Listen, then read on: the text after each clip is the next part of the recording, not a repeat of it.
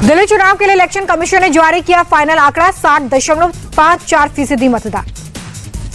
दिल्ली चुनाव के लिए दो नए एग्जिट पोल आए सामने। एक्सिस माई इंडिया के एग्जिट पोल में 27 साल बाद दिल्ली की सत्ता में बीजेपी की वापसी। एक्सिस माई इंडिया के एग्जिट पोल में बीजेपी को 45 से 55 सीटें, आपको 15 से 25 सीटें मिलने का अनुमान। कांग्रेस का खाता नहीं खुलेगा।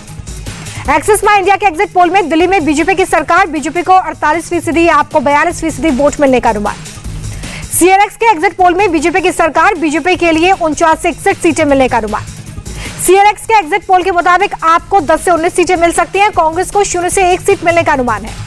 आप सांसद संजय सिंह का आरोप, लोकतंत्र को खत्म करने में जुटी है बीजेपी, विधायकों की खरीद फरोख्त की हो रही है कोशिश।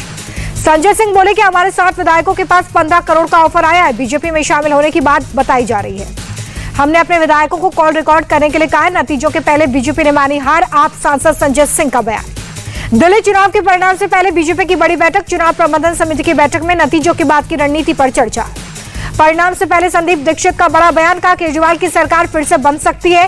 फ्री बिजली, पानी और पैसे में लोगों की दिलचस्पी थी।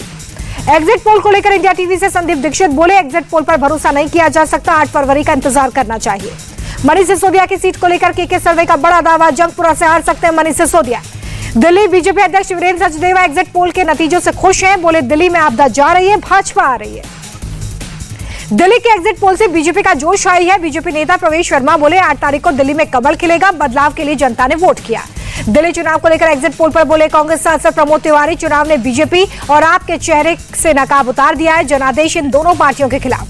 दिल्ली चुनाव को लेकर एग्जिट पोल नतीजों पर सीएम मोहन यादव बोले, दिल्ली निश्चित तौर पर बीजेपी की तरफ बढ़ रही है, बीजेपी की सरकार बनने जा रही है। एग्जिट पोल को लेकर बीजेपी सांसद प्रवीण खंडेलवाल का बयान, हम तो पहले ही कह रहे थे कि बीजेपी की सरकार बन रही है। एग्जिट पोल पर बोले रवि किशन, दिल्ली जाग चुकी है, 8 तारीख को एग्जिट पोल से अच्छे नतीजे आएंगे। आपको लगता था कि ये अजय है, इनका घमंड टूटेगा। दिल्ली के एग्जिट पोल पर बोले चिराग पासवान, पिछले 5 साल में सिर्फ बहाने सुनने को मिले, दिल्ली की जनता ने डबल इंजन की सरकार को चुना। एग्जिट पोल पर आप सांसद संजय सिंह ने उठाया सवाल, बोले 8 फरवरी को आप प्रचंड बहुमत से सरकार बनाएगी। पिछले सभी एग्जिट पोल गलत साबित हुए। आम आदमी पार्टी की प्रवक्ता प्रियंका कक्कड़ एग्जिट पोल के नतीजों से नाखुश, बोले एग्जिट पोल कभी भी सही नहीं निकलते, केजरीवाल प्रचंड बहुमत से आ रहे हैं। दिल्ली के एग्जिट पोल पर बोले संजय राउत, एग्जिट पोल आते जाते रहते हैं, 8 फरवरी को सुबह 10 बजे तक तस्वीर साफ हो जाएगी। सांसद प्रियंका चतुर्वेदी का बयान, एग्जिट पोल गलत साबित होते हैं, हमने हाल के चुनावों में ये देखा है। साजिद रशीदी ने वीडियो बनाकर बीजेपी को वोट देने का किया दावा, का लोग कहते हैं कि मुस्लिम बीजेपी को हराने के लिए वोट करते हैं, इसलिए मैंने बीजेपी को वोट किया है। अखिलेश यादव की आपत्तिजनक हरकत, लोकसभा स्पीकर को चुनाव आयोग के लिए कफन सौंपा। बीजेपी सांसद संबित पात्रा का अखिलेश यादव पर हमला, बोले आज तक भारत की संसदीय कार्यप्रणाली में ऐसा कुकृत्य कभी नहीं हुआ था, ये लोकतंत्र की हत्या के बराबर। अखिलेश यादव पर केंद्रीय मंत्री एसपी सिंह बघेल का पलटवार, बोले चुनाव आयोग एक इंडिपेंडेंट और निष्पक्ष संस्था है। अखिलेश के बयान पर डिप्टी सीएम केशव प्रसाद मौर्य का बड़ा अटैक, हार सामने देख अखिलेश बौखलाए, चुनाव आयोग पर आरोप लगाने से नैया पार नहीं लगेगी। केशव प्रसाद मौर्य का राहुल गांधी पर भी हमला, बोले लोकसभा में सीटें बढ़ी लेकिन अखिलेश यादव और राहुल गांधी की अपरिपक्वता जस की तस। राज्यसभा में पीएम मोदी का कांग्रेस पर अटैक, बोले सबका साथ सबका विकास नहीं समझ सकती कांग्रेस, इनके लिए फैमिली फर्स्ट सर्वोपरि। प्रधानमंत्री ने अंबेडकर के नाम पर कांग्रेस को घेरा, बोले बाबा साहब के नाम से चिढ़ती थी कांग्रेस नेताओं ने किया बाबा साहब का अपमान। प्रधानमंत्री बोले कि कांग्रेस ने बाबा साहब को कभी भारत रत्न के योग्य नहीं समझा, मजबूरी में कांग्रेस बोलती है जय भीम। प्रधानमंत्री बोले कि दूसरों की लकीर छोटी करना कांग्रेस का मूल मंत्र, अगर अपनी लकीर बड़ी की होती तो आज ये हाल नहीं होता। प्रधानमंत्री बोले कि वोट की खेती के लिए एक तबके को देना और बाकियों को तरसाना कांग्रेस की नीति थी, हमारा मॉडल तुष्टीकरण नहीं संतुष्टीकरण का है। प्रधानमंत्री का विपक्ष पर अटैक, बोले जातिवाद के नाम पर जहर फैलाने का प्रयास, ये वही लोग जिन्होंने हमेशा वोट की खेती की। इमरजेंसी का जिक्र कर प्रधानमंत्री का कांग्रेस पर हमला, बोले सत्ता के लिए देश को जेल खाना बना दिया था। प्रधानमंत्री ने कहा कि अटकाना लटकाना और भटकाना कांग्रेस का कल्चर है, कांग्रेस सरकार के 19 लाख करोड़ के अटके प्रोजेक्ट्स हमने पूरे किए। प्रधानमंत्री का राहुल गांधी पर अटैक, बोले संविधान का नरदर्द करने वाले आज संविधान जेब में रखकर घूमते हैं, हम संविधान को जीने वाले लोग। 10 फरवरी को होगी प्रधानमंत्री की परीक्षा पे चर्चा, पीएम मोदी के साथ दीपिका पादुकोण, सदगुरु समेत कई विशेषज्ञ भी देंगे टिप्स। इस बार नए फॉर्मेट में परीक्षा पे चर्चा, 3.25 करोड़ से ज्यादा स्टूडेंट्स ने करवाया रजिस्ट्रेशन। अमेरिका में भारतीयों की वापसी पर संग्राम यूथ कांग्रेस का प्रदर्शन, कई कार्यकर्ता हिरासत में। भारतीयों की वापसी पर संसद परिसर में विपक्ष का हंगामा, हाथों में हथकड़ी पहनकर विपक्षी सांसदों ने किया प्रदर्शन। अमेरिका से भारतीयों के डिपोर्ट किए जाने पर संसद के अंदर भी हंगामा हुआ। कार्रवाई शुरू होते ही लोकसभा में विपक्ष का बवाल। भारतीयों के डिपोर्ट किए जाने पर राज्यसभा में भी भारी हंगामा, रोकनी पड़ी सदन की कार्रवाई। अमेरिका से भारतीयों की वापसी पर राज्यसभा में विदेश मंत्री एस जयशंकर का बयान, का अवैध तरीके से रह रहे लोगों को भारत भेजा गया। एस जयशंकर बोले कि डिपोर्टेशन पहली बार नहीं हुआ है, 2012 से इसी तरीके से हो रहा है। राज्यसभा में विदेश मंत्री ने कहा कि भेजे गए लोगों को टॉयलेट ब्रेक दिया गया था, फ्लाइट में भेजे गए लोगों के साथ दुर्व्यवहार नहीं हुआ। विदेश मंत्री के बयान पर विपक्षी सांसदों का प्रदर्शन। सीपीआई सांसद बोले अमेरिकी प्रवक्ता की तरह बात कर रहे थे विदेश मंत्री। प्रियंका गांधी का तंज, कहा मोदी जी और ट्रंप तो दोस्त है, फिर मोदी जी ने ऐसा क्यों होने दिया। अमेरिका से भारतीयों को डिपोर्ट पर बोले अखिलेश यादव, विश्व गुरु बनने का रास्ता भी ऐसा ही होगा, भारतीयों को हथकड़ी लगाकर भारत भेजा जाएगा।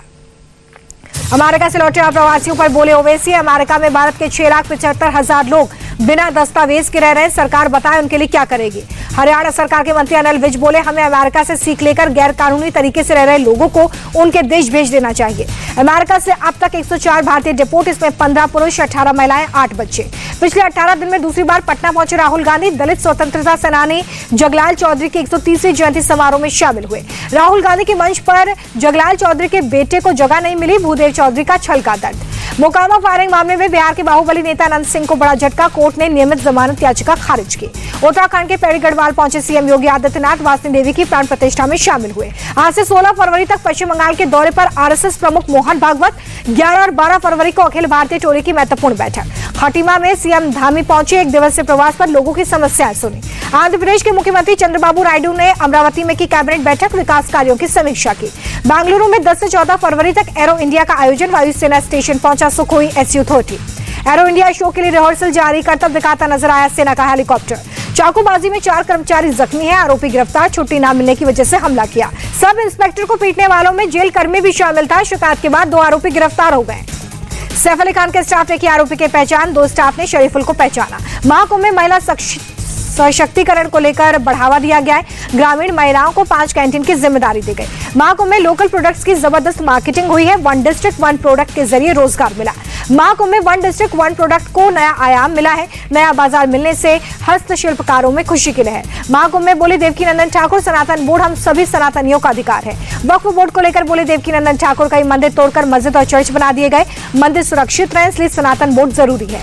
महाकुंभ मेले का ड्रोन फुटेज आया सामने, संगम घाट पर हजारों की संख्या में दिखे भक्त। महाकुंभ के लिए सीएम प्रमोद सावंत ने ट्रेन को दिखाई हरी झंडी, खरमाली रेलवे स्टेशन से प्रयागराज के लिए चली ट्रेन। गोवा के सीएम प्रमोद सावंत बोले कि 13 और 21 फरवरी को भी प्रयागराज के लिए 2 ट्रेनें जाएंगी। श्रीनगर में फ्रीजिंग पॉइंट पर पहुंचा तापमान, शहर के कई हिस्सों में छाई धुंध। गिरावट के साथ बंद हुआ शेयर बाजार, सेंसेक्स 213, निफ्टी 92 पॉइंट्स लुढ़का। सेंसेक्स के 11 शेयर्स में तेजी, 19 में गिरावट रही है। निफ्टी रियल्टी में सबसे ज्यादा 2.19% की गिरावट दर्ज की गई है। अमेरिकी डॉलर के मुकाबले 17 पैसे टूटा रुपया, 87 रुपए 60 पैसे पर बंद हुआ। सोने का दाम लगातार चौथे दिन ऑल टाइम हाई पर है, 84,672 रुपए प्रति 10 ग्राम हुआ सोना। चांदी के दाम में दर्ज की गई है गिरावट, 95,292 रुपए प्रति किलो बिक रही है चांदी। अंतरराष्ट्रीय बाजार में कच्चे तेल की कीमतों में उतार चढ़ाव जारी है, देश में डीजल और पेट्रोल की कीमत में कोई बदलाव नहीं। तीसरी तिमाही में एसबीआई का मुनाफा 84% बढ़कर 16,891 करोड़ हुआ है, एक साल में 18% चढ़ा शेयर। एसबीआई की टोटल इनकम 1.28 लाख करोड़ रुपए हुई है। एसबीआई में सरकार की 97.59% हिस्सेदारी। अक्टूबर दिसंबर तिमाही में एसबीआई की नेट इंटरेस्ट इनकम यानी कि शुद्ध ब्याज आय सालाना आधार पर 4% बढ़ गई है।